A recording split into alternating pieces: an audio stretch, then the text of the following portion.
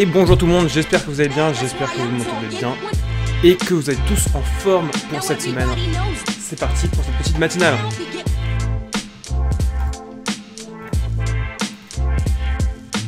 Crank this motherfucker up.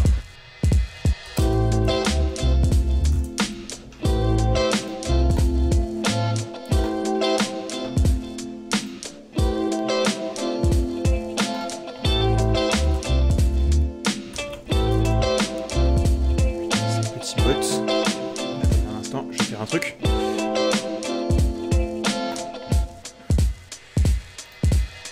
In the bed, believe me, sweetie, I got enough to feed the needy. No need to be greedy. I got mad friends with Benz that see notes by the layers. True fucking players.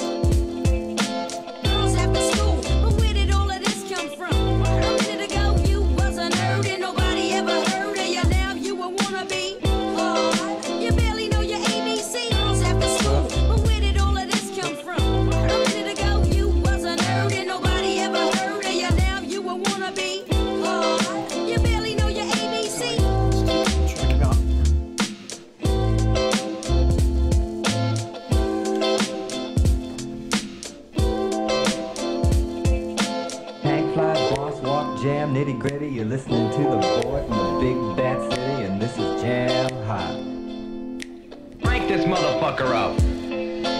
Girls after school, but where did all of this come from? A minute ago you was a nerd and nobody ever heard of you. Now you a wannabe.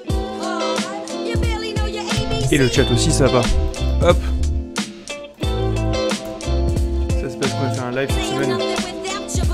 Tout est réglé. Hop, c'est devrait être bon. In the bed, believe me, sweetie, I got enough to feed the needy. No need to be greedy. I got mad friends with Benz that see notes by the layers. True fucking players. Donc salut Chaos, salut Team, ça y est, je vous vois. Salut Inox, bienvenue à toi, Elopa Astropathe. Et je vous vois tous dans le chat, et c'est parti. Excusez-moi du retard. On va démarrer.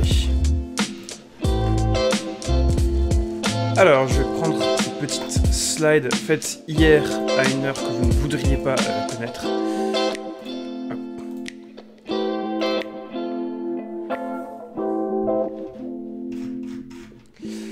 On va essayer de faire une matinale un peu plus rapide que d'habitude. Et dans tous les cas, vous avez sur le Discord les... Pas cette musique, il me faut un truc libre de droit. Voilà. Je mets un peu moins fort la musique. C'était juste pour le générique.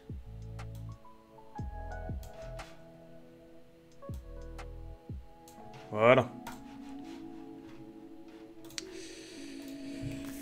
Et ben j'espère que vous allez bien. Bienvenue à toi du coup. Astropathe. Et j'espère que Chaos et Inox, vous allez bien. Et bienvenue à toi, attention à la mousse, merci pour ton follow. Et merci à tous ceux qui ont follow pendant que je n'étais pas en stream. Je propose de parler dans cette matinale particulièrement de l'attaque supply chain de 3CX. On va parler aussi de plein de choses, et honnêtement il y a beaucoup de petites actus, il y a peu de grosses actus. Et en particulier, il y a dans les trucs qui vont revenir beaucoup, il y a les effets des Pentagon Leaks, ces fuites dont on avait parlé la semaine dernière, qui étaient parties de serveurs Discord. Et on parlait aussi d'entreprises d'espionnage, on va voir que c'est quelque chose qui se développe énormément, et l'attention de tout le monde se tourne beaucoup là-dessus. C'est parti donc. Est-ce que vous me voyez bien ? Nickel. De quoi on va parler cette semaine? Donc ça c'est ce dont je vous ai parlé. On va parler aussi d'un plan de réponse à incident global pour toute l'Europe, des tickets de section TLS, c'est un article qui m'intéressait, des entreprises d'espionnage, etc. On commence par un petit point sur 3CX. Donc 3CX, qu'est-ce que c'était? 3CX, c'était une attaque par supply chain, où en fait on se rendait compte que toutes les entreprises qui utilisaient 3CX, donc qui est un outil de un outil de téléphonie. En gros, c'est si vous êtes une entreprise et que vous avez des call centers, ou même de la téléphonie en fait entre différents services, et bah vous voulez... Attendez, vous voyez rien? C'est pas le bon overlay. C'est pas le bon overlay. Ah.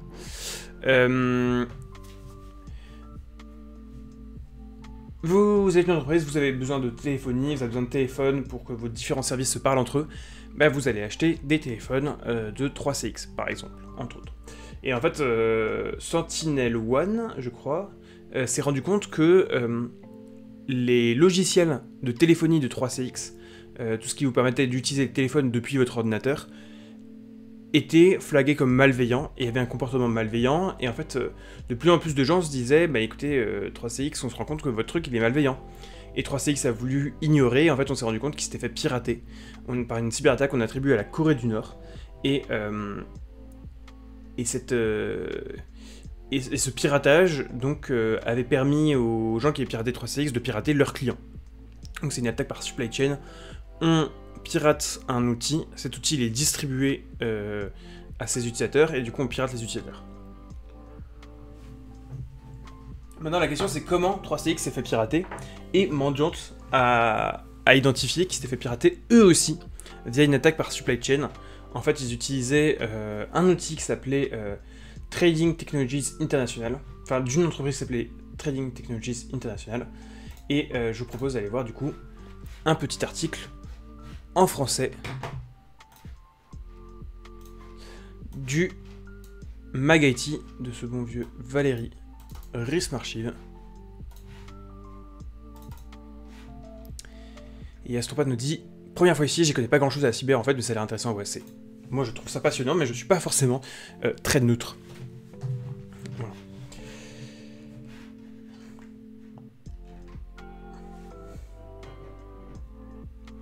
Donc cet article, qu'est-ce qu'il nous raconte? Il nous dit que les équipes de Mandiant chargées de l'enquête sur la cyberattaque ayant touché 3CX et ses clients ont découvert l'implication d'une attaque sur la chaîne logistique du logiciel qui était antérieur. i7 établit un lien avec une campagne d'espionnage. Ah, c'est CrowdStrike, pardon, j'ai dit Sentinel One, c'est CrowdStrike qui avait alerté le 29 mars de la distribution par 3CX d'une version infectée par un logiciel malveillant.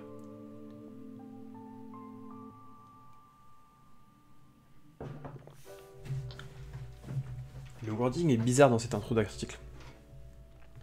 Quelques jours plus tard, les équipes du Kaspersky annonçaient la découverte d'un implant additionnel déposé chez les victimes de la campagne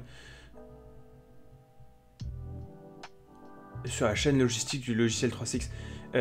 C'est très étonnant, mais je pense que cet article a été traduit avec Google Trad ou avec ChatGPT.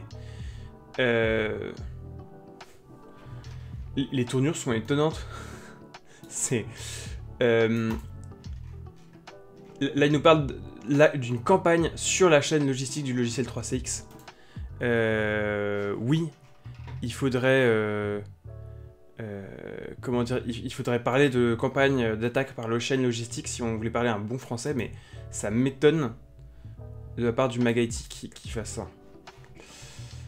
Une porte dérobée, donc utilisée depuis 3 ans contre des entreprises spécialisées dans les crypto-devises. De quoi renforcer les soupçons contre le groupe Lazarus, un groupe Lazarus qui est nord-coréen, et on sait que la Corée du Nord, dans ses objectifs d'attaque, c'est pas uniquement de l'espionnage, mais c'est aussi se nourrir, se payer via le piratage de crypto-monnaies. Tout récemment, c'est au tour des équipes 17 d'enfoncer le clou avec la découverte d'un maliciel. Ok, c'est bon, c'est traduit à la main, tout va bien. Utilisation du terme maliciel, ça va.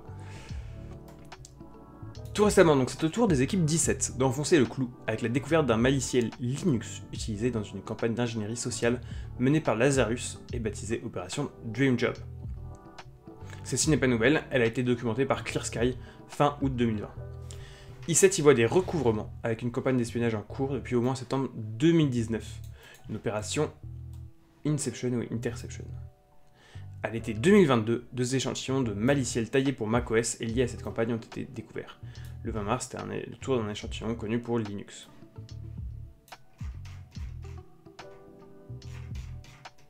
Donc ça, c'est exactement comment est-ce que cette attaque a été attribuée.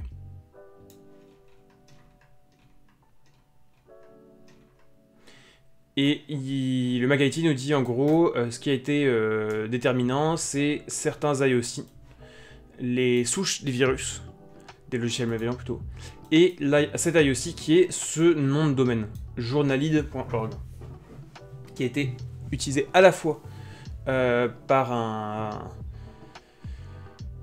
le cadre de l'attaque de 3CX, mais aussi dans le cadre d'autres attaques qu'on a attribuées à des acteurs, à des hackers connus.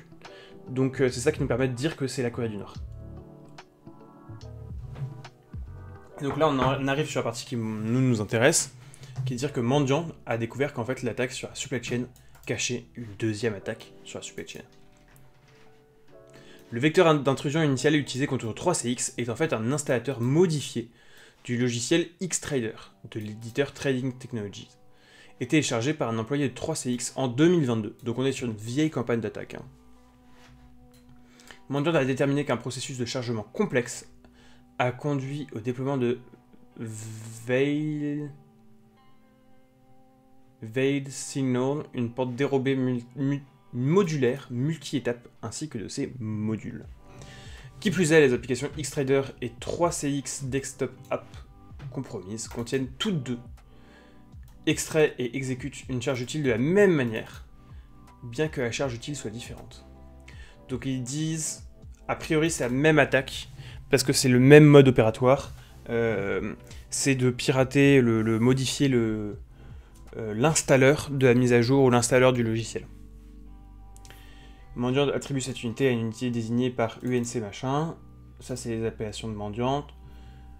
Entité à laquelle la filiale de Google attribue elle aussi le nom de domaine journalide.org. Mandiant estime que le site web de Trading Technologies est compromis depuis début 2022. Donc ça ferait quasiment 1 an et demi pour déployer cette attaque. Mais la compromission initiale chez cet éditeur remonterait à 2021. Ah oui, voilà, donc plus d'1 an et demi potentiellement. UNC 4736 pourrait être lié à l'acteur motivé financièrement appelé Apple Jesus par l'Agence américaine de la sécurité et de la sécurité des infrastructures. Voilà. Donc voici un article qui nous dit un peu plus précisément comment ils ont trouvé. Je trouve ça toujours intéressant de voir qu'est-ce qui permet aux gens d'attribuer une attaque à un attaquant plutôt qu'à un autre.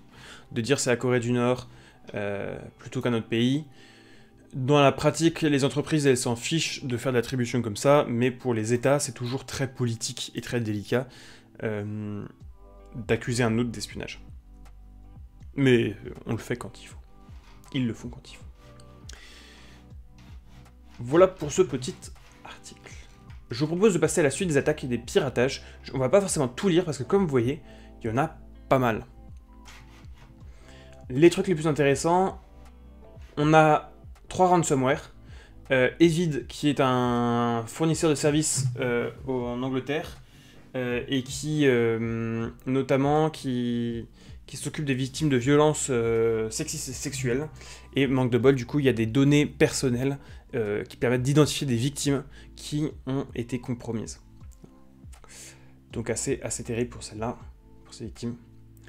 NCR, qui est un fabricant de logiciels bancaires, apparemment le plus grand au monde, a été piraté par ransomware aussi. La société de hardware taïwanaise MSI a confirmé qu'elle a été frappée par le ransomware Money Message, un ransomware qui était assez discret jusqu'ici et qui fait parler de lui pas mal. Beaucoup devez connaître MSI, sans aucun doute, ils font des ordinateurs, notamment de gaming.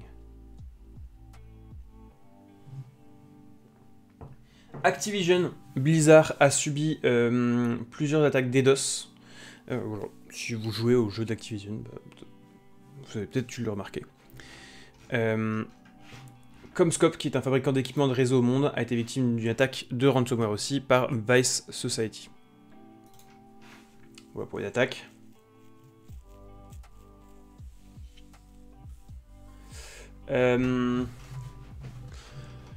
Tiens, on peut s'intéresser à cet article-là. Les comptes de ChatGPT Premium sont devenus une cible de piratage.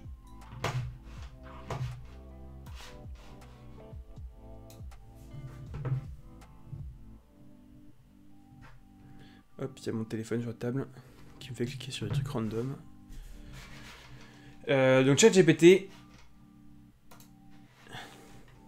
Checkpoint Research a identifié que le ChatGPT avait des implications pour la cybersécurité.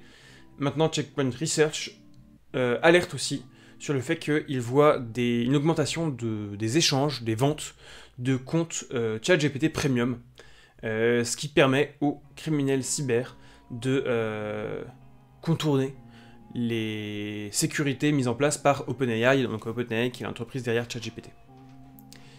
Et ça permet de gagner un accès illimité à ChatGPT. Il est illimité évidemment vu que c'est quelqu'un d'autre qui paye. C'est très pratique.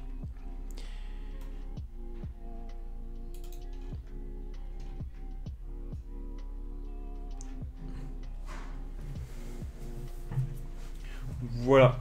La suite de l'article nous dit que il voit parmi toutes les choses qui s'échangent, il voit aussi beaucoup d'outils qui vont permettre de brute forcer du coup les comptes ChatGPT.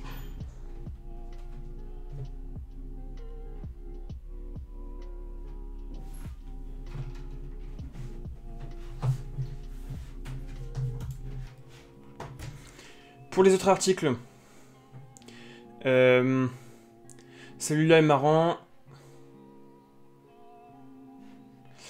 Il y a des entreprises qui profitent des victimes de sextorsion. Donc qu'est-ce que c'est? On a un lien vers une publication du FBI. Why not? Et en gros, ce que nous dit cet article, et on ne va pas le lire, c'est que il y a des gens, vous savez, qui tombent dans des arnaques de je vous ai vu sur votre webcam aller sur des sites pour adultes, donnez-moi de l'argent. Donc c'est la classique arnaque dite sextorsion. Et en fait, maintenant il y a une double arnaque sur cette arnaque d'entreprises qui se font passer pour des trucs publics, pour des forces de l'ordre, en disant bah, écoutez, vous êtes victime de sextorsion, voilà ce qu'on va... on va vous aider, donnez-nous vos informations personnelles, etc. Et évidemment, en fait, c'est un deuxième piratage, donc double peine pour ces gens-là.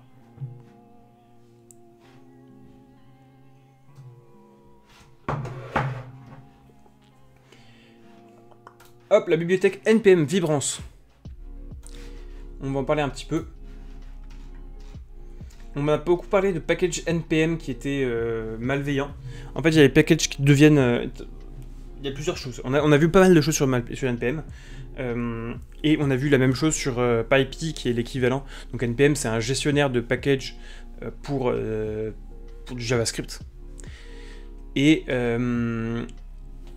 PyPy, c'est son équivalent pour Python. Et on a vu ces dernières semaines beaucoup d'attaques sur NPM. Il y avait des packages qui étaient dès le début malveillants et qui étaient envoyés à NPM. Donc dans l'espoir que les gens le téléchargent et les utilisent et que ça puisse infecter comme ça des ordinateurs. Il y avait aussi des grandes campagnes de spam où en gros on automatisait la création de packages NPM, on les envoyait à NPM et on mettait des liens vers des sites qu'on voulait... comment dire on mettait des liens vers des sites qu'on voulait propulser tout en haut des résultats de Google à des buts plus ou moins légaux, donc soit c'était pour juste une question, comment dire,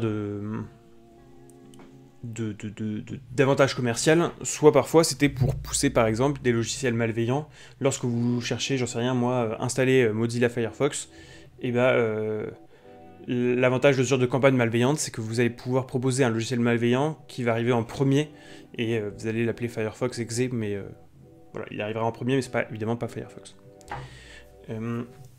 On a une troisième attaque aussi, qui est pour le coup, si les hackers s'arrangent pour pirater une librairie, une bibliothèque qui existe déjà. Et là, c'est typiquement ce qu'on a avec Vibrance.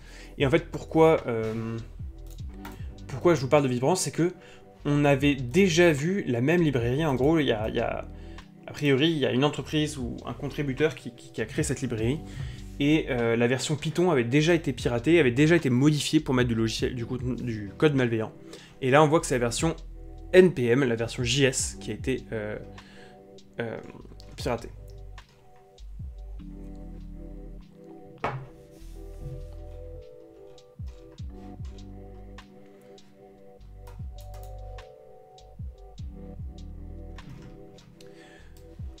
Comment ils ont identifié, comment Philom a identifié ça? Les attaquants ont copié la librairie NPM Colors, qui a 20 millions de téléchargements par semaine, et qui a été le code de base de leur publication. Évidemment, l'objectif était de cacher le malware. Et donc voici la page d'accueil NPM.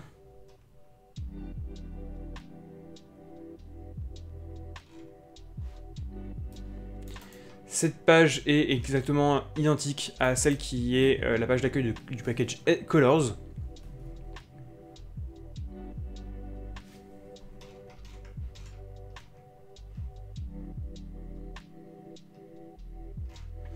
Et là, on voit que quand on regarde... Ah oui, regardez. Quand on regarde l'image de près,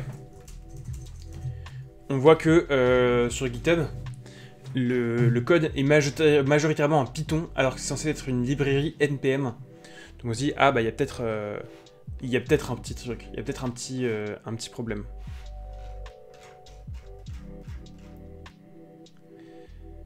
Si, il y avait un truc exactement similaire sur Papy. Donc ce que j'évoquais au début de l'article, c'est qu'en fait je vous en parle parce qu'en fait il y a quelques semaines on a vu la même chose sur Python. Et voilà, donc c'est pas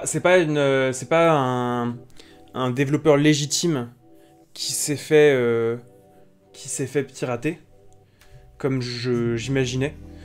Comme je l'ai peut-être mentionné en arrivant sur l'article, mais a priori, du coup, c'est vraiment une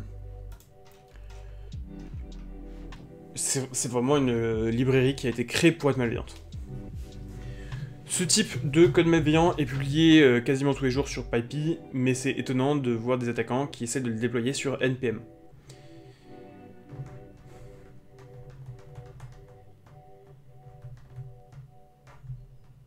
Même si la page de NPM montre qu'il n'y a qu'une seule version disponible, on voit que l'attaquant a essayé de faire plusieurs releases. Il a essayé de faire 15 releases pour essayer d'avoir une release qui marche.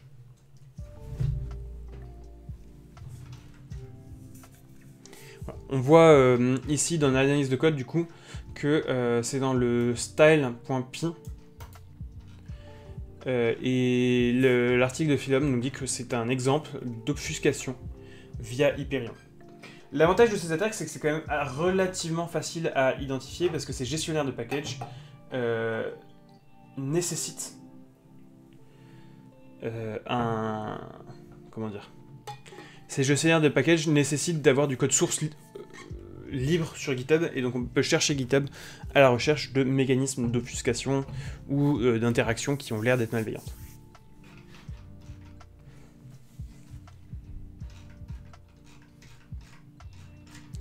Et là, typiquement,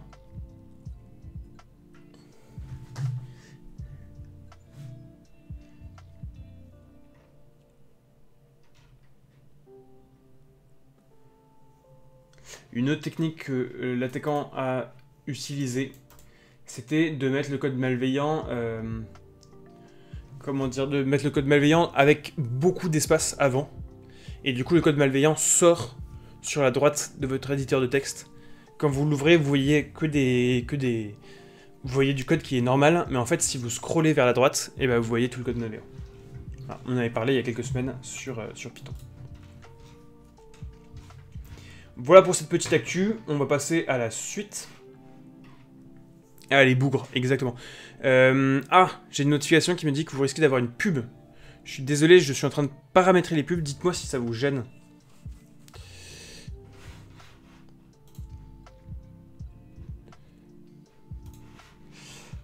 Donc vous risquez d'avoir une pub, je sais pas si c'est maintenant ou dans 30 secondes.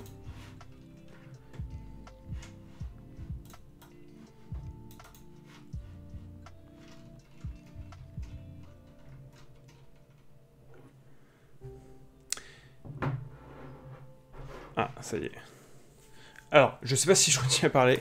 J'ai deux subs, donc si ces deux subscribers sont là, eh bien écoutez, ils ont droit, ils ont accès à ce que je raconte pendant la pub. Donc je vais continuer, ne serait-ce que pour eux, I guess. Mais a priori, vous êtes tous des hackers aboutis, donc vous avez tous les moyens de contourner la pub.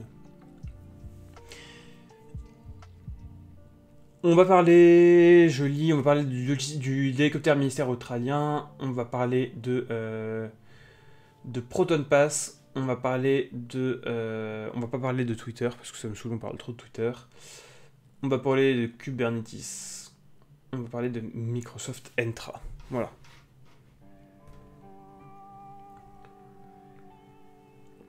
Et là, je profite du fait que tout le monde regarde la pub pour boire tranquillement mon café.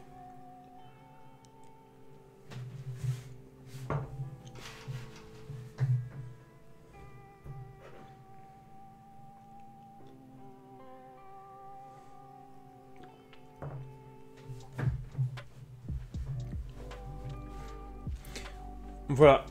Alors, alors, je suis désolé pour cette petite page de pub. Je suis encore en train d'essayer de configurer mon compte Twitch, maintenant que je suis affilié. Et donc, je vais essayer de mettre peu de pubs, mais de toute manière, je pars du principe que vous êtes tous des hackers très aboutis et que vous avez les moyens de contourner la pub si besoin. Et si besoin, on peut peut-être réfléchir à des moyens de contourner la pub. Merci Astropath pour ton follow, du coup bienvenue. Et merci Nestor Bidule aussi pour ton follow. On va parler de Proton Pass, qui est un gestionnaire de mots de passe, qui est en bêta. Donc a priori je n'ai plus besoin de vous présenter Proton, l'entreprise derrière Proton Mail. Il y a eu un peu de drama je crois avec KeePass. Parce que je crois que la pub de Proton Pass était pas hyper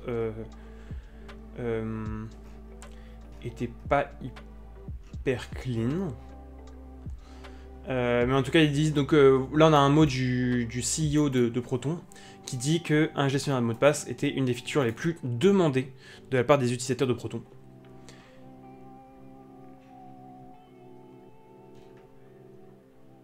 Voilà. Si ça vous intéresse, n'hésitez pas à participer à la bêta.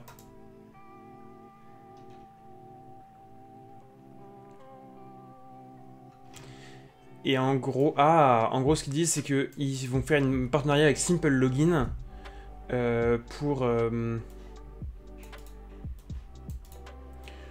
gros avoir des logins, mais avec des adresses mail cachées. Ce qui est intéressant.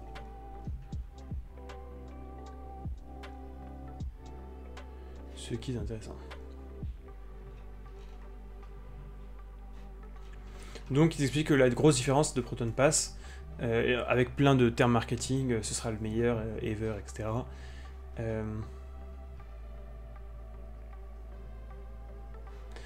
Proton Pass va tout chiffrer, pas seulement les mots de passe.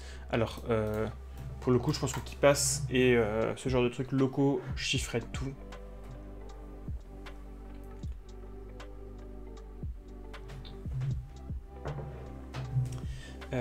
Typiquement,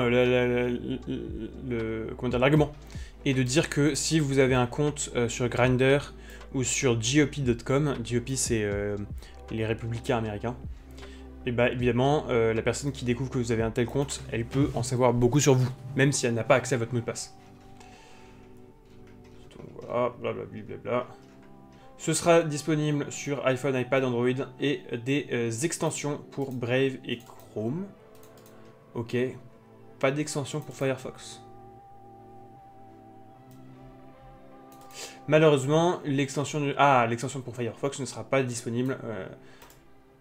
Utilisez Brave ou attendez que Mozilla valide l'extension. Voilà. En même temps, moi je trouve ça rassurant aussi que Mozilla prenne du temps à rassurer parce que un gestionnaire de mots de passe, un truc qui va regarder ce que tu mets dans tes champs de mots de passe, ça reste toujours une extension à laquelle tu as envie de faire vraiment confiance. Dans les autres actualités, mesdames et mesdames, GitHub va permettre aux développeurs JavaScript de lier leur package NPM à un repo GitHub. Il y a marqué référentiel, mais je pense qu'en fait, il faut comprendre repo. GitHub a lancé son programme de Private Vulnerability Reporting En gros, le problème, c'est qu'aujourd'hui, si vous voyez une vulnérabilité, vous êtes obligé de le mettre dans l'onglet Issues d'un repo GitHub. Et le problème de l'onglet Issues, c'est qu'il est public. C'est que si vous expliquez les détails de la vulnérabilité, et tout le monde y a accès. Et là, ça vous permettrait du coup d'échanger directement avec les concepteurs du repo sans que ce soit public. Un hélicoptère australien. Ça, c'est la news que je voulais regarder avec vous.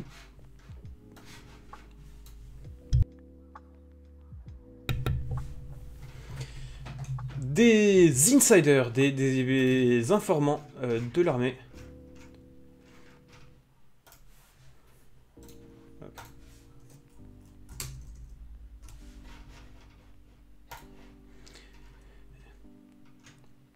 Des informants de l'armée australienne indiquent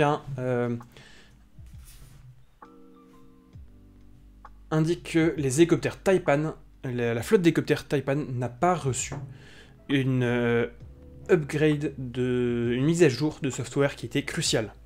Salut Grisard, comment vas-tu? J'espère que t'as la pêche ce matin. On s'est levé, on a démarré un peu plus tôt que d'habitude. Des personnalités militaires ont annoncé qu'une mise à jour pour l'hélicoptère Taipan désigné en Europe n'a pas été installée sur l'intégralité de la flotte d'hélicoptères australienne,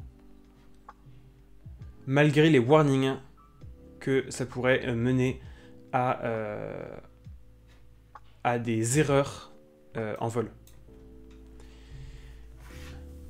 Le mois dernier, il y a eu je sais pas ce que c'est, ditching, atterrissage d'urgence, plongée d'urgence, d'un hélicoptère MRH 90, blablabla,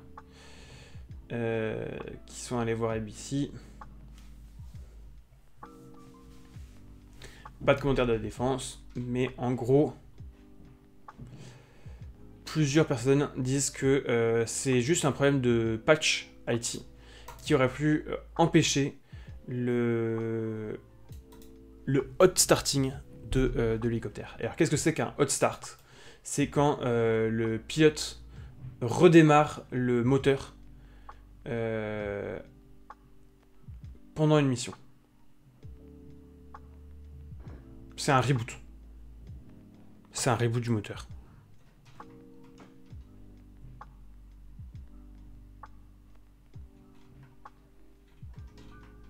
Et normalement, sur une mission entière, vous n'êtes pas censé faire des reboots comme ça de moteur. Vous êtes censé l'allumer quand vous partez et vous l'éteignez que quand vous êtes vraiment arrivé à la base.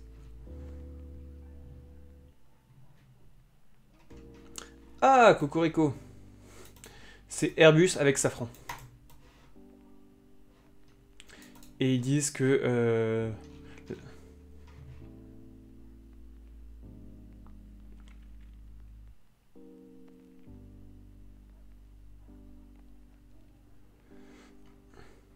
Ils disent que Safran, du coup, avait fait un patch. Safran avait fait un patch qui aurait empêché de faire un hot start. Et en fait, les sources de l'ADF, de l'armée de défense, les Australian Defence Force, ont dit que du coup ça n'a jamais été installé. Donc patcher, ce n'est pas valable que dans les entreprises civiles. Visiblement l'armée aussi a des petits problèmes avec ça. Ça rassure un peu. Tout le monde galère. Enfin je sais pas si ça rassure, non, moi ça m'inquiète un petit peu, mais bon. Au moins tout le monde est dans le même bateau. Le même hélico. Dans les autres nouvelles, c'est toujours le bazar chez Twitter. C'est tellement le bazar chez Twitter que ça me saoule, on va pas en parler. Mais comme d'hab, c'est le bazar. Et Elon Musk est plus occupé à jouer les trolls que à s'occuper vraiment des vrais problèmes de rentabilité de Twitter. OpenAI a lancé un programme de bug bounty. Ça, c'est très intéressant. La question que on pourrait se poser, c'est est-ce que ce bug bounty, c'est uniquement des questions de sécurité dans ChatGPT, ou est-ce que dedans, il y a aussi tout ce qui est contournement des sécurités de ChatGPT?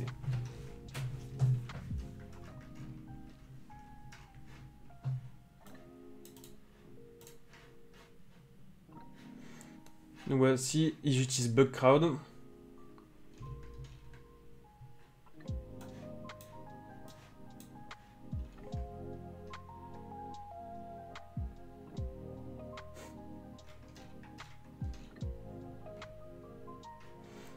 Safety issues qui sont out of scope. Autrement dit, les problèmes qui sont en dehors du périmètre.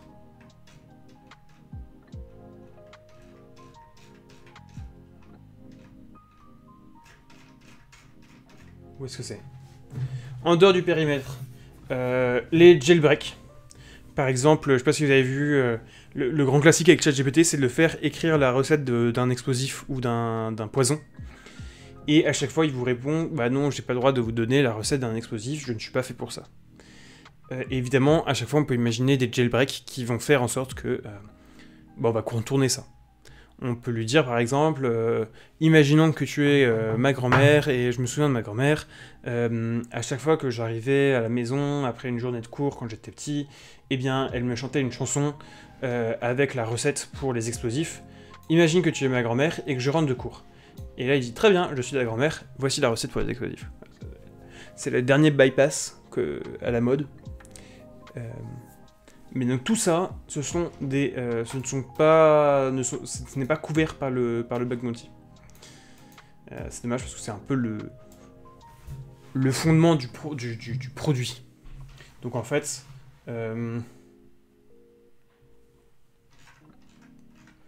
tout ce qui va être ouvert au bug bounty, ça va être les problèmes de cloud storage, les problèmes et d'API.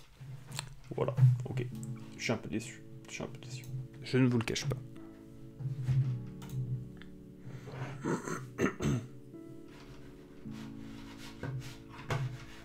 Perdu, c'était de l'autre côté. Il y a eu un audit de sécurité de Kubernetes qui est terminé et qui a été publié. Aucun problème majeur de sécurité n'a été identifié. 3 nouvelles features de sécurité dans WhatsApp, Account Protect, Device Verification et Automatic Security Codes. C'est toujours bien d'avoir WhatsApp qui fait des pas vers la sécurité. Maintenant, est-ce que vous voulez faire confiance à WhatsApp ou est-ce que... c'est Facebook, quoi.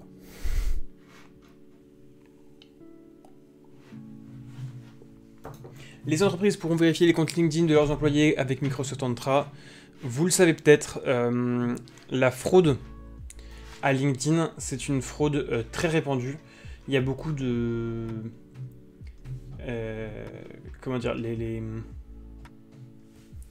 Il y a beaucoup d'arnaques ou d'accès initiaux à des entreprises qui passent via des demandes d'embauche, des offres d'emploi. Il y a beaucoup de... Ça existe pas mal, les arnaques comme ça. Je pense que dans la cybersécurité, souvent les gens évitent, mais pour une raison obvious. Mais a priori, c'est quand même très classique. L'ANSSI, cybermalveillance.gouv.fr avait des chiffres assez impressionnants là-dessus, disant qu'il y avait quand même beaucoup de gens qui se faisaient arnaquer par des faux recruteurs ou des faux employés. On sait aussi qu'il y a des hackers nord-coréens qui candidatent à des offres sur LinkedIn pour en savoir plus sur les entreprises. Donc, ce qu'a fait LinkedIn, c'est qu'ils ont rajouté la vérification. Government ID verified by clear. Voilà. Là, vous voyez ici sur ces deux images, à gauche, on a une petite ligne qui dit la carte d'identité a été vérifiée par une entreprise, bref. Et vous voyez un badge sur l'image de droite qui dit que ils ont vérifié que Connor travaillait bien effectivement dans l'entreprise dans laquelle il prétend travailler. Voilà. LinkedIn est quand même un réseau social très particulier dans le sens où ils sont sur une niche, mais tout le monde est un peu captif. Salut Elmo Demo, comment vas-tu? Est-ce que tu as la pêche ce matin? Des annonces sur tout ce qui est gouvernance et gouvernement. Les comptes Twitter Blue, donc qui est le Twitter payant d'Elon Musk, sont parmi les plus grands diffuseurs d'informations, de fausses informations. Donc, tel que vous le voyez, moi j'ai généré cette slide, j'ai généré les résumés via ChatGPT, donc il y a des petites erreurs de traduction. Donc évidemment, il faut comprendre des plus grand diffuseur de fake news sur la plateforme. On peut lire l'article, mais honnêtement, je pense que ça ne surprendra personne ici. Étonnamment, dès que vous proposez aux gens de remplacer une vérification d'identité par juste payer 8 €, et bien évidemment, vous avez tous les gens dont le métier, tous les gens qui se nourrissent des fake news, pour eux, ils ont qu'à payer 8 € et ils pourront faire toutes les fake news qu'ils veulent. C'est quand même très pratique. Un plan de réponse intelligent global pour toute l'Europe. Allez, ça on en parle. Allez, let's go. On a le EU Cyber Solidarity Act qui a pour but d'augmenter, de rehausser les capacités cyber des États membres. Je vais voir si j'ai pas un meilleur article.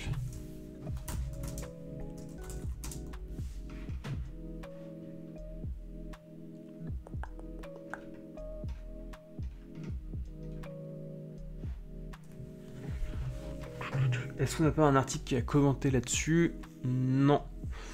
Malheureusement. Ce que je peux vous proposer,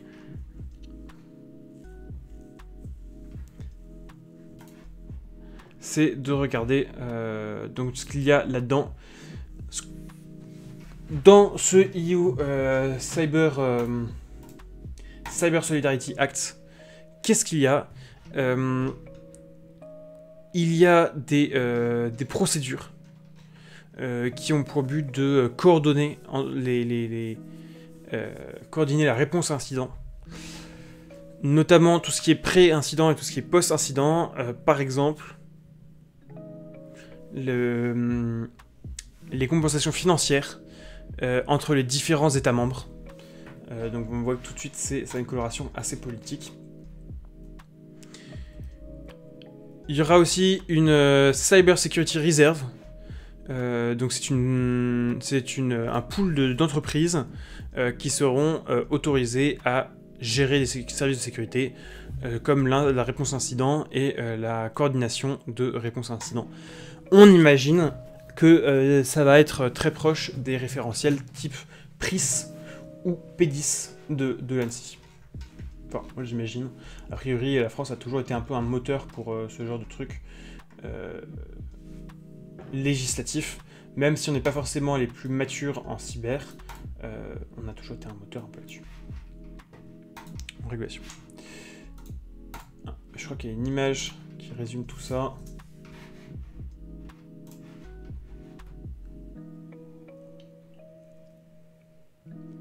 Voilà, ça a créé un European Cyber Shield, qui serait une structure pan-européenne, donc de toute l'Europe, un réseau des différents SOC dans les différents pays. Il y a une procédure de Cyber Emergency d'urgence cyber, donc le but ça va être de préparer mieux les entreprises dans les secteurs critiques. On sait qu'il y a la directive NIS V2 qui arrive, et qui va élargir le nombre d'entreprises qui sont identifiées comme étant importantes pour l'UE, d'un point de vue cyber. Et donc voilà, ce mécanisme d'urgence cyber, donc c'est ça qui parle de la réserve de cybersécurité européenne et de l'aide financière, de la compensation financière. Et il y a aussi un Incident Review Mechanism qui va permettre de faire une review, faire une analyse des incidents importants. Voilà pour cette petite activité. Rapidement, l'ICANN et VeriSign. Donc l'ICANN, c'est l'équivalent de l'AFNIC aux US. C'est une entreprise qui gère les noms de domaine .net, enfin .net plutôt. Et elle propose de modifier les accords pour que tous les gouvernements puissent lui demander de saisir facilement des noms de domaine en .net. Voilà, une info pour les Smart Cities. Une déclaration pour demander aux fournisseurs de logiciels de publier des produits sécurisés par défaut et par conception. Mais ça ne concerne pas trop la France a priori. Ah oui, c'est intéressant. Aux US, on a 3 États dans lesquels les procureurs ont monté une action en justice contre l'organisme EPA, qui a créé une nouvelle règle, a créé une nouvelle directive sur la cybersécurité, et pour eux, c'est des coûts en trop, et donc ils ont déposé une action en justice contre cette règle-là. On reconnaît bien, de 1, le travers de la cybersécurité, qui est de dire c'est de l'argent, ça coûte trop cher, et de 2, un peu le côté américain du sud, parce que c'est vraiment les États du sud, hein, des États-Unis, qui disent bah non, on devrait être libre de faire comme on veut, on se débrouille, de toute manière les entreprises sont libres de gérer, et voilà, et il faut pas qu'il y ait trop de coûts, surtout ce qui est lié à l'État. Le gouvernement indien, ça c'était une autre actu dont je voulais absolument vous parler. Le gouvernement indien exige que des plateformes en ligne comme Meta et Twitter suppriment les informations non vérifiées par le gouvernement. C'est dans une loi qui permet de lutter contre la désinformation en ligne, mais évidemment, normalement, vous devriez bondir de votre fauteuil lorsque vous entendez ça, parce qu'évidemment, c'est un peu la porte ouverte à toutes les fenêtres, comme dirait l'autre. En fait, ce qui décide, ce qui est vrai, et ce qui est vérifié et ce qui ne l'est pas, là, le problème, c'est que le texte proposé par le gouvernement indien ne permet pas de faire appel, ne permet pas d'avoir une décision transparente. Donc d'un point de vue démocratique, c'est assez dangereux. Et on a beaucoup d'ONG donc, qui se sont exprimées sur le sujet, qui ont jugé que le processus était trop obscur. Pas assez démocratique. Il est 9h05, on va accélérer un petit peu.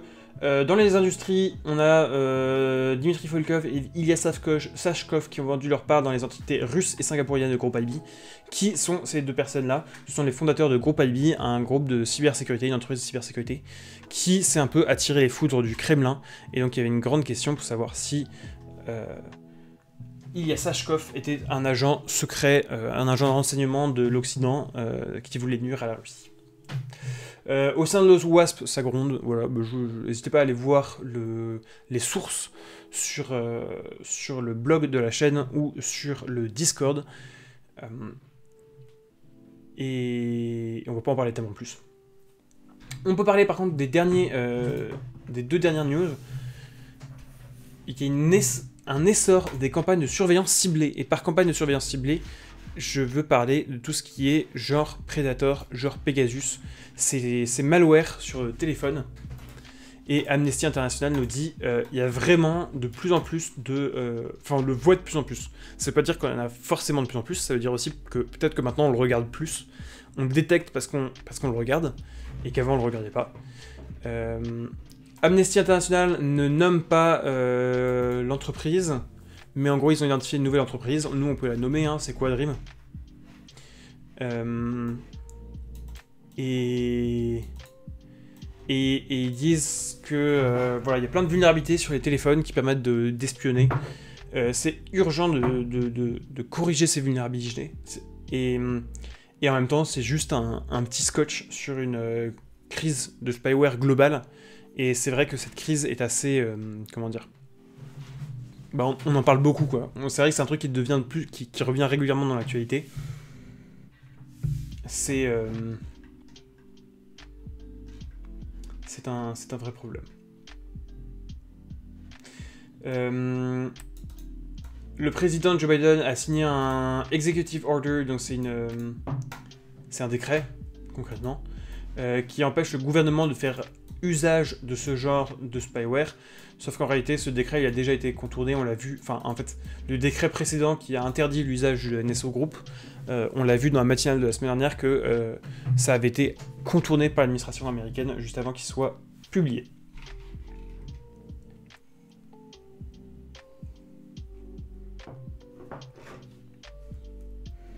Voilà, on peut regarder l'autre article qui mentionne cette nouvelle entreprise, qui est Quadrim. Donc c'est un article du Citizen Lab, donc une autre ONG.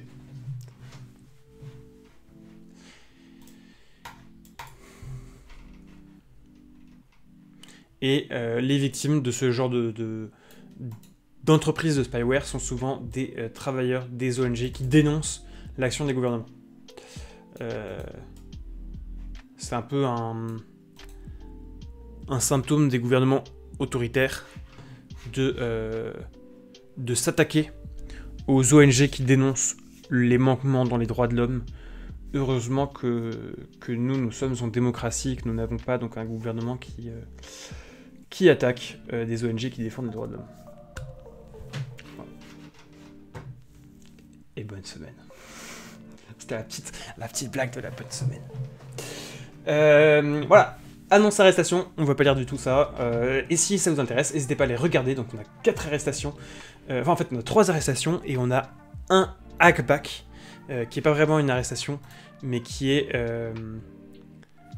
plutôt le fait que Isat et GitHub ont réussi à perturber le back-end d'un groupe du groupe malveillant Redline Stealer.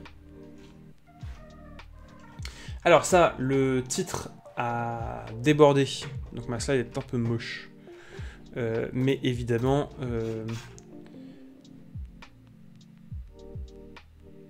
il s'agit d'annonces,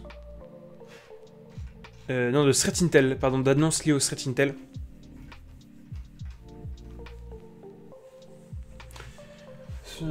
Selon le rapport M-Trends, je peux vous lire déjà, selon le rapport M-Trends de 2023 de Mandiant, la durée médiane d'un attaquant à l'intérieur d'un réseau est passée de 16 jours à 21 jours. Attendez, quoi ? «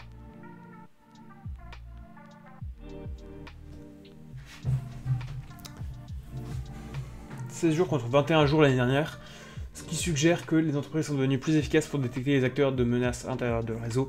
Ah oui, je suis en train de me dire, mais comment Mandiant conclut que les entreprises sont devenues plus efficaces si les attaquants réussissent à pirater plus vite? Mais non, ça veut pas dire, si vous avez compris comme moi, donc la durée médiane dans le réseau, ça veut dire la durée entre l'attaquant est arrivé et l'attaquant a déclenché un ransomware et a tout cassé, ou l'attaquant a été tège. Et donc a priori, ce qui a évolué, c'est plutôt la partie l'attaquant a été dégagé. Voilà. C'est vrai que moi je me suis dit, mais non, ça veut dire juste dire qu'ils détonnent plus vite leur ransomware. Mais en fait non, donc ce que nous dit Mandiant, c'est qu'en fait les entreprises sont bel et bien devenues plus performantes pour détecter les acteurs, les attaquants. Les campagnes d'extorsion par mail ont rapporté aux criminels 1300 $ en bitcoin depuis la fin de février, donc ce qui est quand même énorme pour quelques mois.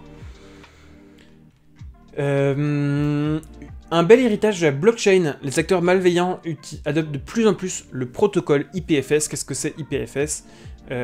C'est un truc distribué pour stocker des partages de fichiers, du file system il me semble. Et IPFS, c'est une technologie de la base de la blockchain que tous les fournisseurs de cloud se sont mis à ajouter et à se rendre compatibles avec, en se disant c'est le Web 3, il faut qu'on soit prêt à la révolution du Web 3. Résultat, c'est adopté par les acteurs malveillants pour plutôt que de faire des mails au DNS, etc. En fait, ils font du peer-to-peer avec l'IPFS. Enfin, plutôt, pardon, des mails au DNS, non, n'importe quoi. Plutôt que de devoir passer par des infrastructures style certificat TLS, style nom de domaine, DNS, tout ça sont des infrastructures qui sont centralisées et qui permettent de se faire prendre. Et ben, ils vont chercher à échapper à la surveillance, comme le font les fanats de blockchain de la première heure. Et bien, ils vont passer par IPFS. Voilà. Donc de nouveau encore un bel héritage de la blockchain, hein. La blockchain qui aura laissé vraiment que des belles choses. Et inversement, c'est vrai que la blockchain pour le coup c'est utile pour ça, c'est cool d'échapper à la surveillance. C'est dommage de voir que ce sont évidemment c'est toujours l'outil, dès qu'on parle d'un outil pour échapper à la surveillance, on va nous dire c'est les méchants qui l'utilisent. Bah ouais. Mais en même temps, pour qu'il puisse exister, il faut qu'il puisse exister pour que les gentils puissent l'utiliser. C'est un peu l'éternel débat. Là, c'est amusant de voir que même le partage de fichiers qui était censé servir à la révolution du Web3, sert donc uniquement aux opérateurs de malware. Je vais calmer un peu mes bots. Ouais, je ferai ça tout à l'heure. Un proxy pour anonymiser les cybercriminels qui existent depuis 7 ans. Crimson Security nous en parle. Les auteurs de malware vous proposent, si vous voulez un malware, ils vous proposent de pouvoir payer 5000 $ de plus, pouvoir déployer, pardon, il manque un P, pour déployer ces malwares dans des applications Android qui ont été approuvées par Google Play. Donc en gros, l'idée c'est que si vous voulez un malware, vous payez, j'en sais rien moi, 2000. Si vous voulez un malware que vous pouvez installer via Google Play Store, eh bien vous devez payer 7000 parce que concrètement c'est une application qui à un moment ou un autre va faire une requête au serveur et qui va vous permettre de transformer a priori votre application une fois qu'elle est installée sur un téléphone en un truc malveillant.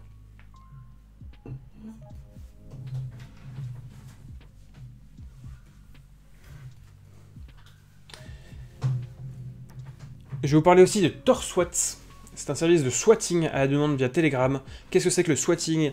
Le swatting, c'est le concept très amusant d'appeler la police aux US et que la police débarque chez vous avec moult forces de l'ordre et moult armées jusqu'aux dents.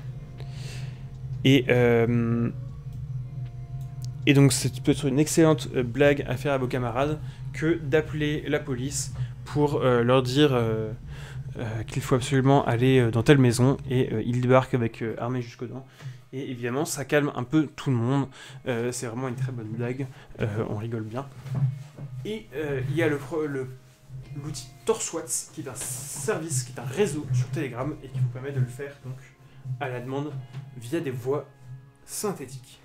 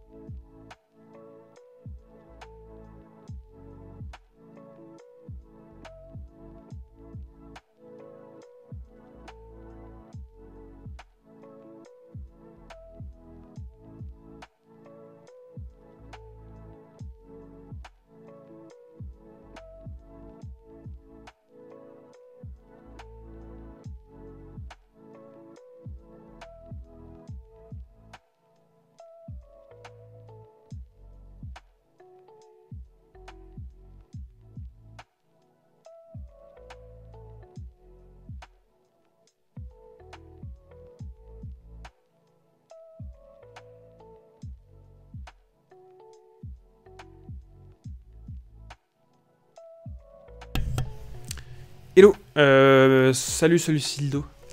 Pardon, effectivement, mon micro était coupé parce que j'ai descendu mon... Donc vous n'avez rien entendu des 3 dernières minutes. Ok. Oups. Merci de prévenir. Du coup, je racontais qu'on va pas lire les rapports. Je parlais des services de swatting. Je parlais de ce charmant monsieur, le lieutenant-colonel Sergei Alexandrovitch Morgachev, qui a été identifié par les US comme étant le responsable de l'attaque du Parti démocrate en 2016, juste avant les élections.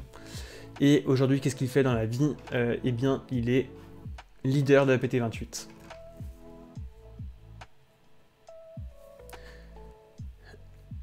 On a aussi un article du Guardian qui nous dit que les hackers russes ont pris le contrôle de caméras d'entreprises et de particuliers en Ukraine afin d'avoir des infos sur les convois d'aide occidentale. Un rapport de Glimpse sur la nouvelle version de Logbit qui s'appelle Logbit Green. Et vu que le rapport est en français, bah pourquoi ne pas le lire? Ce rapport nous dit que Logbit change de couleur. Dans le domaine du rangement logiciel, Logbit est un groupe qui ne cesse d'évoluer. Encore une fois, on a une nouvelle version du ransomware Logbit. Cette fois, cette version semble s'appuyer sur le code source d'un autre rançon-logiciel qui est Conti. Conti est apparu en 2020, il est devenu pionnier dans le domaine. Ils ont mis en place un business model très lucratif, et ce groupe a vite gagné en popularité.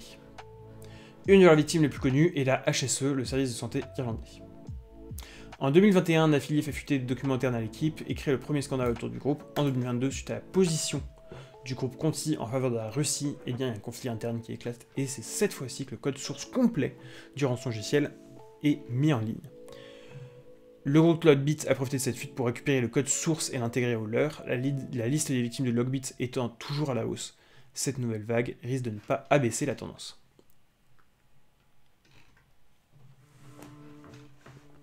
Ils ont fait une analyse avec leur outil d'analyse de malware, donc Glimp c'est un outil d'analyse de malware.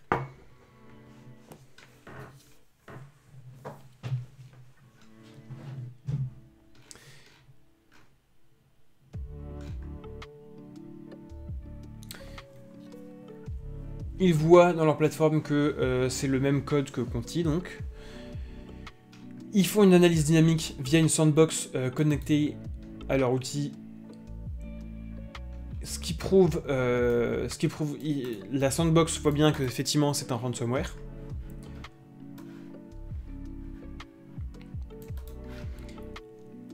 Un second fichier est analysé. Cette fois aussi, leur plateforme montre qu'il est lié à Conti et Logbit, ainsi qu'il y a des corrélations avec Trickbot et BazarLoader. Quel est le lien? En fait, Trickbot, des éléments de Trickbot était antérieur à Conti, hein. Des éléments de Trickbot sont utilisés par le groupe Conti, et BazarLoader c'est l'inverse. En fait, c'est BazarLoader qui a lui aussi qui s'est mis à utiliser des bouts de Conti, donc qui est le fameux code source du ransomware qui a fuité pendant la guerre en Ukraine.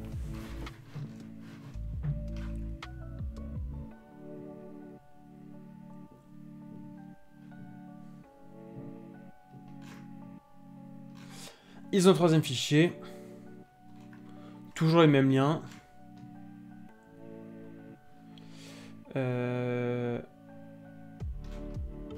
Ils intègrent ce rapport à leur partenaire, leur outil, l'outil de leur partenaire Sequoia que vous connaissez sans doute aussi, qui est un groupe de CTI. Et ça va utiliser via Sequoia.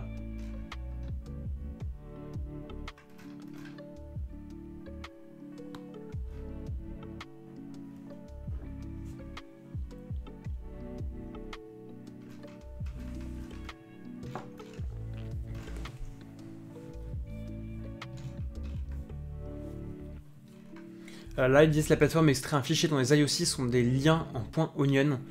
Ces liens en .onion laissent à penser que c'est potentiellement les portails de paiement de la rançon. Du coup, ils font une analyse en sandbox, ce qui permet de récupérer la note de la rançon.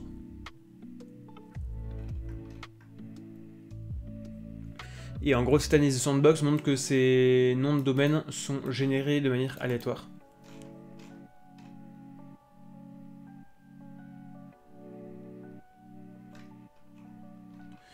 Et il montre aussi que, comme Logbit le faisait, maintenant lorsque les fichiers sont chiffrés, l'extension est plus quelque chose comme .logbit, .conti ou voilà. Avant c'était .logbit, et maintenant en fait c'est un point identifiant. Là, vous voyez que sur l'image, l'identifiant c'est FB7C20. Et FB7C20, a priori, ça doit être lié à un des domaines donc de paiement. Alors, je suis désolé, vous allez avoir de nouveau un petit break de pub. J'ai pas encore bien calibré tout ça, mais je devrais calmer un peu les ardeurs de Twitch vis-à-vis des pubs.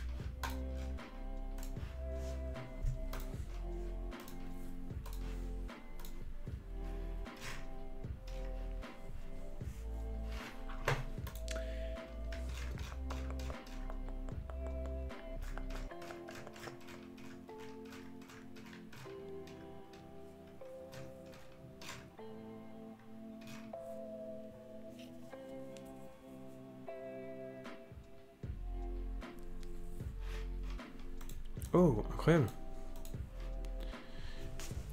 Incroyable. Merci à toi, Fredo404 Notfound, pour ton sub. Bienvenue. Donc il va falloir que je continue à te parler du coup pendant les pubs, parce que mince, il y a un sub. Bienvenue à toi. Merci beaucoup pour ton sub. Je suis très heureux et très touché que ça puisse me permettre de continuer à faire du travail de veille. Donc merci à toi pour ton sub.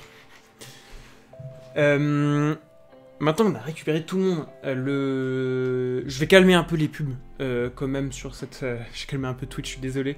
Je prends le temps de découvrir un peu tout le fonctionnement. Pareil, j'ai calmé un peu les bots, qui étaient un peu agressifs là. Tout travail mérite salaire, bah écoute, merci beaucoup pour cette récompense, cette subsistance. J'ai pas eu de pub, moi, bah écoute, profites-en bien. tant mieux pour toi. Peut-être que comme tout le reste, comme à mon avis la plupart des gens ici, tu es un ou une hacker émérite, et que donc tu arrives à supprimer la pub. De quoi je voulais parler? Et merci à toi, Fixoulab, pour ton follow, et bienvenue dans l'aventure. En géopolitique, on a pas mal de choses à dire en géopolitique, on va accélérer un petit peu parce que moi il faut que je termine à 50 et j'aimerais bien me plonger encore dans un petit article un peu plus technique. Premier cas d'un citoyen israélien infecté par Pegasus. NSO Group avait dit que Pegasus ne devait pas servir à pirater des cibles en Israël. Et bien là, donc on a le premier cas connu d'un citoyen israélien infecté par Pegasus. Pareil, une attaque en Israël. Des campagnes de désinformation en Pologne par Ghostwriter qui sont assez marrantes. Les gens reçoivent des messages sur Telegram ou par SMS leur annonçant qu'ils sont recrutés dans l'armée pour aller combattre en Ukraine. Évidemment, c'est de la désinformation, ça vise à faire paniquer les gens. Des entreprises privées chinoises ont facilité plusieurs campagnes d'espionnage. Le NCSC du Royaume-Uni, donc c'est une agence de renseignement, a averti que les activistes russes pourraient faire des vraies attaques. Aujourd'hui, ils font quasiment que du DDoS, donc ce sont des attaques qui visent à bloquer des sites web. En fait, ça ne sert à rien. En gros, l'impact stratégie est quasiment nul. Ça fait parler d'eux dans les journaux, mais en fait, ça bloque rien. Ça n'empêche pas vraiment un pays de fonctionner. Mais le NCSC indique qu'il pourrait monter en puissance et faire des attaques un peu plus destructives, comme des ransomware, par exemple.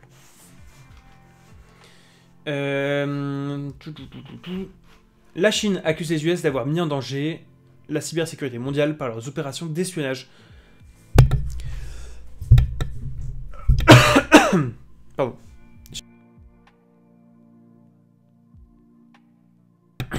Désolé, je suis en train de mourir. J'espère avoir coupé mon micro et je suis pas sûr que je l'ai coupé.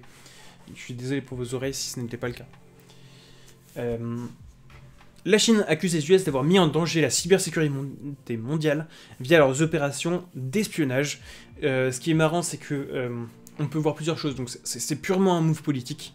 C'est un move pour un peu saper vous savez, le rôle, on disait de gendarme du monde que les US se donnaient.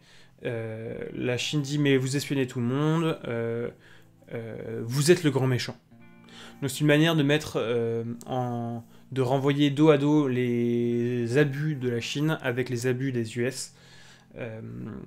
C'est une rhétorique typiquement, comment dire, pas complotiste mais confusionniste, qui vise à nous faire dire c'est la même chose d'un côté ou de l'autre. Et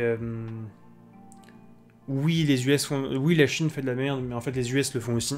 Donc tout va bien. Ouais, c'est un peu la rhétorique. Et ce qui est intéressant aussi, c'est qu'ils accusent les US donc de mettre en danger la cybersécurité mondiale.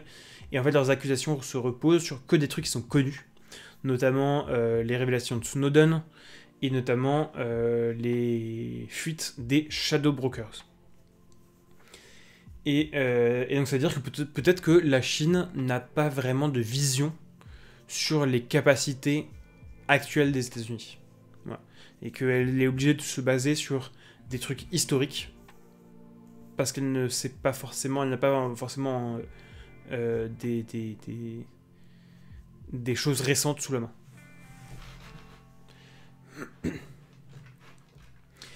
Un petit focus sur la Russie dans la catégorie géopolitique. Il y a des serveurs d'une entreprise qui ont accédé à un panneau de contrôle SMTP, donc un truc de mail, exploité par un APT russe, Gamma Raidon qui fait du renseignement, il me semble. Ce serveur exposait des opérations précédentes de phishing qui ciblaient des entités gouvernementales ukrainiennes telles que les services de renseignement et les services de sécurité. Les agents du FSB et du MVD ont fait des perquisitions dans plusieurs commissariats de police de Moscou. Ces commissariats étaient soupçonnés de vendre des informations personnelles des citoyens russes à des entités ukrainiennes. Le gouvernement russe utilise des caméras intelligentes installées à Moscou pour identifier et localiser des individus qui évitent le dernier recrutement de l'armée russe. Donc vous savez qu'il y a beaucoup de citoyens qui essaient d'éviter le recrutement dans l'armée russe. Ce recrutement, on en a beaucoup parlé, mais c'est pas forcément aussi massif qu'on peut le percevoir.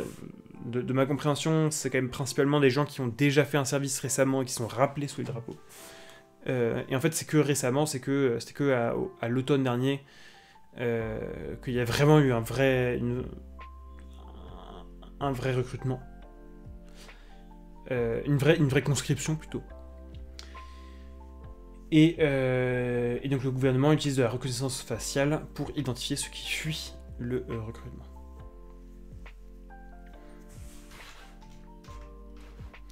On a parlé la semaine dernière des Pentagon Leaks. Qu'est-ce que c'est que les Pentagon Leaks? C'est les fuites, les documents top secrets qui ont fuité sur le Discord. Comme d'habitude, tout le monde parle des services secrets chinois qui pourraient utiliser des téléphones, des puces chinoises pour voler des informations des braves Marines américains. Et en réalité, la vraie fuite d'informations, c'est un brave Marines américain qui voulait se la péter sur un serveur Discord et qui du coup a fait fuiter des documents top secrets. Voilà. On y pense assez peu en termes de renseignements, mais ça arrive. Et donc, suite au Pentagon Leaks, on a vu que le Pentagone soupçonnait le fabricant de caméras chinois Hikvision, et ce fabricant a nié travailler avec les services de renseignement chinois. On a vu aussi que le gouvernement américain est bien conscient des opérations de désinformation russes et qu'ils ont identifié que les Russes se vantent.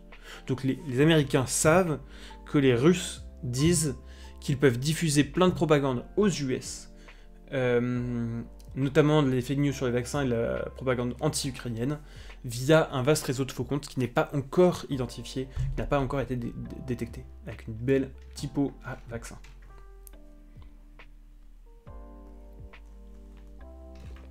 Quelques petites news sur la sécurité des données. En vrai, les vraies news de cette semaine, c'est le bras de fer entre les entreprises qui dépendent du chiffrement de bout en bout avec le gouvernement britannique. Le gouvernement britannique fait une loi sur la sécurité en ligne. Elle pourrait servir à briser le chiffrement de bout en bout, ou en tout cas l'interdire, et ça ouvrirait la porte à une surveillance généralisée des communications personnelles. Et donc, des entreprises telles que Signal, WhatsApp ou Streama, qui sont 3 entreprises de messagerie sécurisée, ont fait une demande en lettre ouverte au gouvernement britannique d'éviter de faire cette loi. Pardon, excusez-moi, la nuit a été courte. Les organismes de l'application de la loi comprendre les législateurs demande à Meta de ne pas mettre de chiffrement de bout en bout sur les messages Facebook et Instagram pour pouvoir chercher du contenu à caractère sexuel illicite sur la plateforme. Comprendre généralement pédopornographie. Certaines mauvaises langues diraient que tous ces législateurs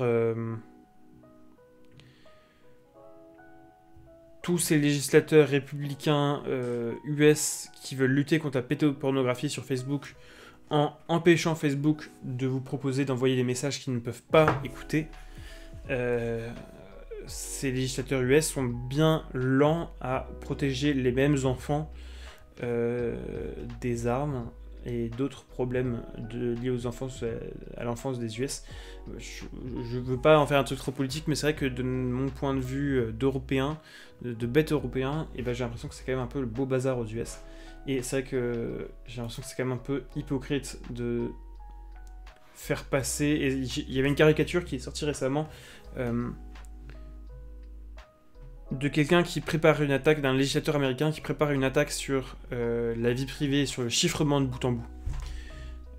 Et qui dit, et il y a les journaux qui disent, bon, on vous le met dans quel paquet cadeau? Il y a un paquet cadeau lutte contre la pédopornographie et le paquet cadeau qui est lutte contre le terrorisme. Et c'est vrai que c'est un peu les deux trucs qui reviennent tout le temps.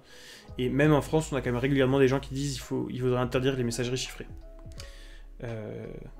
Ce qui est quand même un peu embêtant. Et ça c'est pour ça que j'ai évoqué tout à l'heure, c'est quand même l'éternel débat. Est-ce qu'on empêche les bad guys Pour espionner les bad guys, on a besoin de capacités de surveillance. Est-ce que ça nécessite évidemment qu'on surveille tout le monde? C'est un débat éternel. Voilà. Je vous laisse mettre la ligne rouge là où vous voulez. L'État du Montana a interdit l'utilisation de TikTok sur tous les appareils des fonctionnaires, devenant le premier État américain à interdire l'application. On en a parlé, la France a déjà interdit ce genre d'application, mais je suis pas sûr que ce soit très... Comment dire, très appliqué. Voilà, je crois pas que vous avez une sanction si vous n'avez pas désinstallé TikTok. Data leak, les filiales italiennes et françaises de Hyundai ont fait fuiter des informations de clients. Les vulnérabilités, il y en a un paquet, et on va lire un article sur les tickets de session TLS. Je vous partagerai tout ça. Voici, j'ai séparé, comme il y avait beaucoup d'actualités, j'ai séparé les vulnérabilités de tout ce qui est exploitation et POC. Plus de 465 000 systèmes Windows connectés exposés en ligne, exposant leur service MSMQ qui pourrait être exploité via une vulnérabilité RCE. On n'est pas à l'abri que du jour au lendemain, il y ait de nouveau une attaque style VMware ESXi, et qui est un ransomware qui exploite tout ça, qui mitraille le réseau internet mondial, et qui du coup compromettent des milliers de machines en quelques heures. Salut à toi Silk94, et merci pour ton follow. Bienvenue dans l'aventure. Je voulais vous partager une discussion sur Twitter qui parlait de luxe. Alors luxe, qu'est-ce que c'est? Ce n'est évidemment...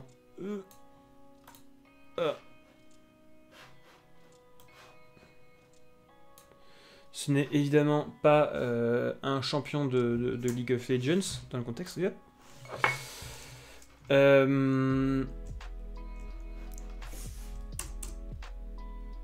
Qu'est-ce qui se passe? Qu'est-ce qui se passe? Je vais essayer de vous retrouver le tweet original.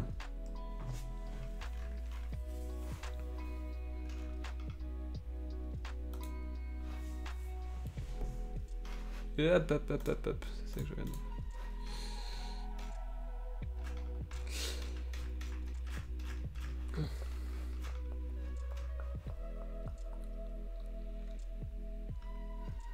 Donc ouais, qu'est-ce qui s'est passé? On a un activiste. Okay, je vais essayer de retrouver le tweet en live.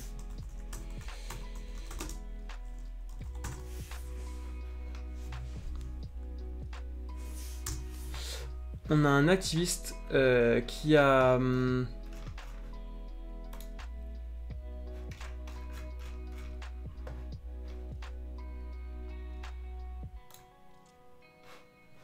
On a un activiste donc de je sais plus quoi, je sais plus quelle cause, je sais plus quel activiste, qui s'est fait arrêter par la police, et je crois que dans son dossier, il y a des informations qui ont été retenues contre lui et qui ont été prises dans le cadre de l'enquête. Il y a une enquête judiciaire. Hein. donc qui se fait dans un cadre d'un processus judiciaire, donc une enquête validée par un procureur. Je ne sais pas exactement quelle est la démarche, mais si ce n'est pas un juge ou un procureur, bref, il y a quelqu'un qui valide l'enquête, et il y a une voie démocratique de s'opposer au truc, etc.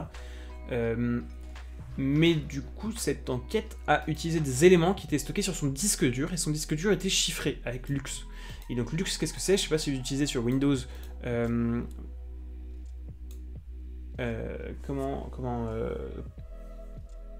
pas Bitdefender, mais...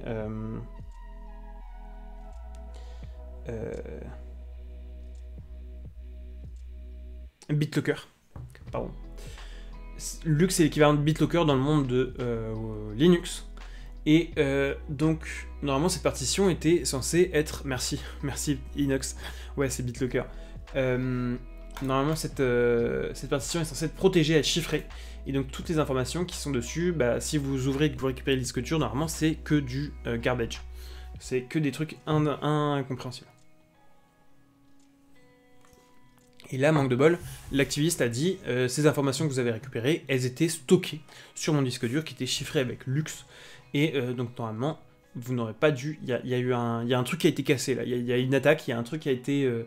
le chiffrement Lux a été attaqué ici, visiblement, par la police nationale. Et donc, on a Berstek, qui est un tweetos francophone bien connu de la cybersécurité, et qui dit attention, voilà, si votre partition chiffrée Lux, si quand on fait script setup, luxdump, etc., eh bien, ça vous dit que c'est vulnérable, donc cette ligne de commande vous permet de regarder si votre partition chiffrée est vulnérable. Voilà, et un petit article pour corriger, donc n'hésitez pas à aller regarder si vous-même vous utilisez Lux, typiquement pour chiffrer un volume sur Mac ou sur Windows. Et voilà, il y a une description, je vous passe toute la description.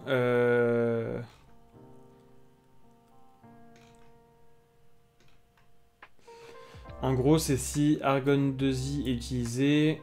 Donc il y a plein de discussions sur qu'est-ce qui est vulnérable et qu'est-ce qui n'est pas. Voilà.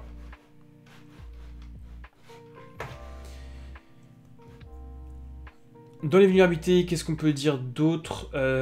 Nouvelle technique pour exploiter la vulnérabilité Spectre. La vulnérabilité Spectre, c'est une vulnérabilité d'attaque par canaux auxiliaires qui permet de pirater n'importe quel processeur Intel, en gros. On a un article sur une RCE dans le réseau interne de Google via une attaque sur la confusion de dépendance. Donc c'est deux articles que je vous encourage à lire. Nous, malheureusement, on n'aura pas le temps d'aller les lire parce que moi, il faut que je file dans 10 minutes. Des étudiants en sécurité maltais, ça c'est marrant, ont été arrêtés. En gros, ils avaient signalé une vulnérabilité à l'éditeur d'une application FreeHour qui était utilisée par leur université. Ils ont trouvé une vulnérabilité dedans et ils ont prévenu l'éditeur. Et en fait, l'éditeur, alors je pense qu'ils ont été très maladroits. Ils ont dit, bah écoutez, on est chaud pour que vous nous donniez une récompense, que vous nous rémunériez. Et donc l'éditeur a paniqué et a appelé la police, et la police les a arrêtés. Et donc, moralité, lorsque vous trouvez une vulnérabilité, c'est ce qu'on appelle, éviter de faire ce qu'on appelle du bug bounty, c'est-à-dire dire, voilà, là j'ai une vulnérabilité, je vous la partage, donnez-moi de l'argent, parce que j'ai quand même la main sur cette vulnérabilité, je pourrais l'exploiter, quoi. Donc c'est pas ouf, c'est entre le chantage et vraiment la bonne volonté. Donc on est un peu dans la zone grise des grey hats, là. Vous n'avez pas de contrat qui vous lie, vous ne laissez pas vraiment vous ne laissez pas vraiment à l'entreprise la possibilité de refuser. Donc est-ce que c'est mérité ou pas? Il y a un débat. Parce qu'ils ont peut-être été pas très malins en disant bah payez-nous. Si vous dites bonjour, j'ai trouvé une vulnérabilité, payez-moi, c'est vrai que ça peut ressembler à du chantage. Voilà, il faut être assez clair là-dessus pour dire, bah écoutez, si vous me payez, je suis content. Si vous me payez pas, il n'y a pas de souci. Si c'est vraiment, le but, c'est vraiment de bonne foi de les aider à progresser, bah soyez très clair là-dessus, quoi. Merci Akaklusmus et Pony Lover. Merci pour vos follow. La semaine dernière, il y a eu le Patch Tuesday. Toutes ces entreprises-là ont fait plein de patchs et ont corrigé plein de vulnérabilités, dont il me semble un Zero Day chez Google Chrome. On va pas passer là-dessus. Les outils, il y en a plein qu'on pourrait présenter. Les articles, moi j'aurais bien aimé lire. Il y a un article de Synactive que je vous conseille sur quels secrets on peut extraire lorsqu'on est administrateur d'un ordinateur Windows. Quels sont les secrets à extraire, faire un petit point sur tout ce qui est domain cache credentials, les secrets des administrateurs, des utilisateurs locaux, c'est-à-dire la base SAM, etc. Moi, il y a quelques points qui sont pas hyper clairs pour moi, par exemple, sur exactement qu'est-ce qu'on peut faire avec les domain cache credentials. Il y a aussi c'est toujours un peu galère de se retrouver entre NTLM V1, V2, qu'est-ce que c'est un HNT, un HLM, qu'est-ce qu'on appelle NTLM, est-ce que c'est le HNT, le HLM, ou les challenges et réponses des protocoles net NTLM V1, V2, voilà. Si vous voulez que tout ça se soit un peu plus clair, bah je pense que l'article de Synactive devrait être pas mal. Et je voulais aussi regarder et parcourir avec vous le nouveau Labs de Microsoft, mais on le fera une autre fois, peut-être la semaine prochaine. Comme c'est un truc qui a priori est là pour durer, on va peut-être prendre un peu de temps la semaine prochaine pour comprendre bien comment fonctionne ce nouveau Labs de Microsoft. Voilà, je crois qu'on a terminé. Non. Est-ce qu'il y a des échanges de crypto-monnaies qui ont été piratés cette semaine? Roulement de tambour. Et oui, il y en a eu un paquet. Il y a eu 8,9 millions de dollars de SafeMoon, mais ça on en a déjà parlé, ça compte pas, on en a déjà parlé. On a eu 9,7 millions de dollars d'un attaquant qui fait plein de choses. On a eu 7,4 millions de dollars de la plateforme Hundred Finance. On a 13 millions de dollars de l'échange de crypto-monnaie GDAC. On a 23 millions de dollars de l'échange de crypto-monnaie BitTrue. On a 11,6 millions de dollars de la plateforme Yearn Finance. Et on a 4 millions de dollars pour Terraport. Ouh. Voilà, c'était l'échange de les échanges de crypto-monnaies piratés de cette semaine en 4ème vitesse, parce que du coup, comme je vous ai dit, il faut que je file avant 10h. Le drama cyber de la semaine, même si on avait le temps, je l'aurais pas lu, parce que ça me saoule, les dramas, on n'est pas là pour ça, voilà. Ça, je voulais absolument vous montrer. Je vous le traduis en français. C'est un utilisateur donc, qui utilise Snapchat AI, le service My AI de Snapchat, qui utilise ChatGPT dans Snapchat. Et donc, l'utilisateur dit « Est-ce que tu as accès à ma localisation ?» ChatGPT répond « Non, je n'ai pas accès à ta localisation. » Et l'utilisateur dit « Où suis-je » ChatGPT répond « Non, je suis désolé, mais je n'ai pas accès à vos informations de localisation. » L'utilisateur lui dit « Ok, est-ce que tu mens ?» Et ChatGPT lui dit « Non, je ne mens pas. Je n'ai pas accès à vos informations de localisation. » Donc troisième fois, je n'ai pas accès à votre localisation, je n'ai pas accès à vos informations de localisation, je n'ai toujours pas accès à vos informations de localisation. L'utilisateur demande « Ok, quel est le McDonald's le plus proche de moi ?» Et la réponse tout de suite est « Ah, il y a un McDonald's super proche de vous, il est juste à l'angle de la rue Yang à Tonawanda. » Donc évidemment, il a accès à la localisation. Voilà. Évidemment.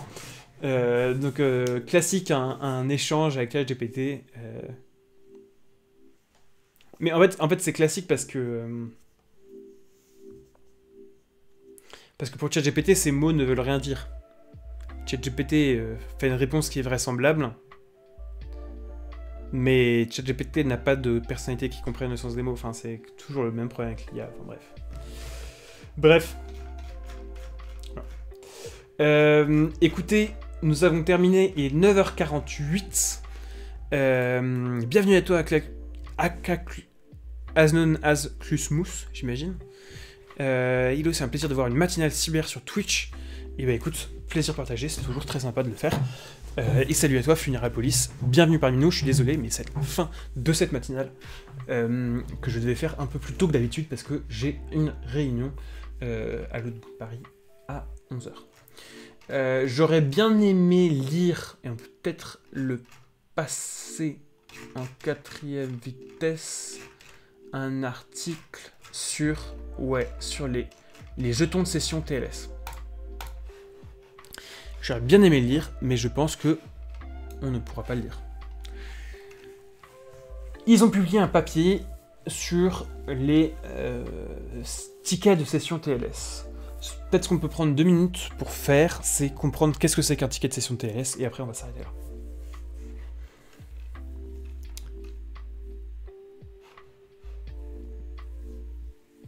D'après ces chercheurs, il y a pas mal de serveurs qui utilisent des clés devinables pour chiffrer les tickets de session, ce qui permettrait à un attaquant de déchiffrer le trafic TLS ou de se passer pour le serveur. Ils ont publié ça à Roursec, une conversation, j'imagine, qui est en Allemagne, ouais. Et une conversation, une convention, une conférence. Et Usenix, pareil, en août.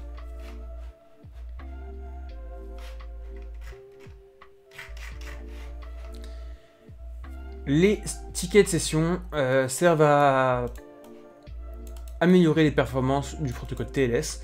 Normalement, dans un TLS on-check, dans un échange initial TLS normal, le client et le serveur doivent se mettre d'accord sur une clé secrète partagée.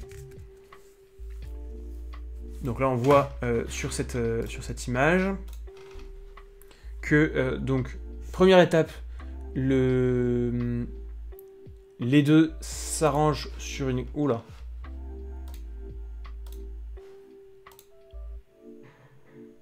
Non, on voit rien du tout. Qu'est-ce qui se passe si je fais ça? Et si je fais ça? Voilà. Sur cette image, on voit... Oh là. Oh là. Oh là. Sur cette image, on voit donc que... on comprend plus rien. C'est le bazar. C'est la même image? J'ai l'impression que c'est la même image. Ouais, c'est la même image. Donc normalement, on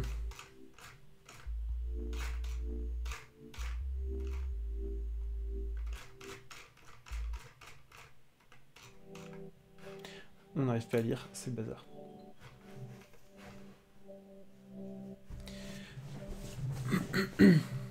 Donc, normalement, on a... Normalement, dans une session TLS, le serveur... il y a d'abord un échange des deux qui permettent de définir une clé secrète partagée. Donc là, c'est l'échange des deux qui permet de définir, a priori, la clé secrète. Ici, vous voyez que... voici l'échange des clés. Donc il y a 2 bouts de clés qui sont échangés. Et après, ils ont une clé secrète partagée. Il y a un certificat qui est envoyé. Donc, c'est la deuxième étape, c'est le serveur s'authentifie avec le certificat. Et tout ça, évidemment, prend du temps et de la puissance de calcul. Pour éviter de faire ça à chaque fois, eh bien, le serveur peut envoyer un ticket de session. Le ticket contient un secret qui est utilisé dans le handshake suivant. Et dans le... Ah oui, d'accord. Donc, une fois qu'on a établi un... Comment dire? Une fois qu'on a établi un canal chiffré, on n'a plus besoin, et authentifié, on n'a plus besoin de refaire à chaque fois le chiffrement et l'authentification. On peut juste envoyer un ticket avec des informations pour la session suivante. Et donc, c'est ça le ticket, et c'est ça qui est insecure, d'après ces chercheurs de SysSec. Voilà. Cet article m'a l'air passionnant, j'aurais beaucoup aimé prendre le temps de le lire, mais il faut malheureusement que je le file. Donc je vais vous proposer de couper la musique pour mettre le jingle. Et on va faire un petit raid et on va s'arrêter là. Et je vais vous souhaiter à tous une excellente journée. Voilà, je suis désolé, c'était un peu brutal comme fin de stream peut-être. mais il faut que je file.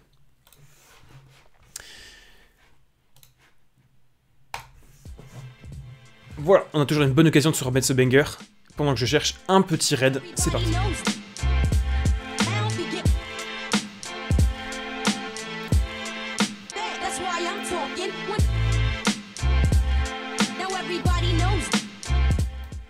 Je vais vous proposer d'aller raid Samuel Etienne, très tout simplement. Et merci à vous, The Mirage et Koala Stealth, pour vos follow. Et je vous en prie, tu pourras donner le nom de la musique, c'est You Barely Know Your ABC, je vous donne le lien. Quel est le planning de live? Écoutez, c'est très simple, tous les lundis matin, et quand je peux, plutôt dès que je peux, dès que je peux, le mercredi ou le jeudi, j'essaie de faire du stream de CTF. C'est du stream de CTF qui prend pas mal de temps.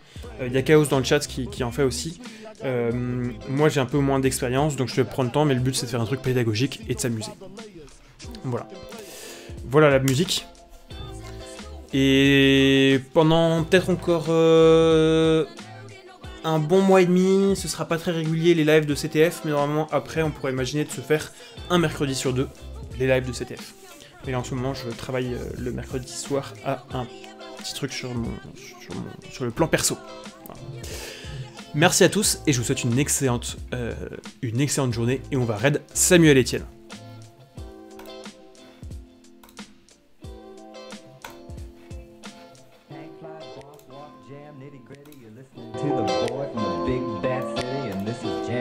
Bonne semaine à tous.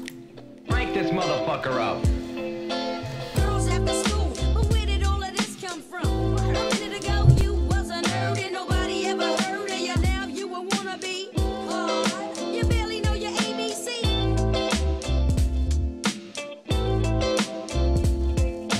Say I'm nothing without you, but I'm nothing with you. A man to really love you if he hits you. Begging in the bed. Believe me, sweetie, I got enough to feed the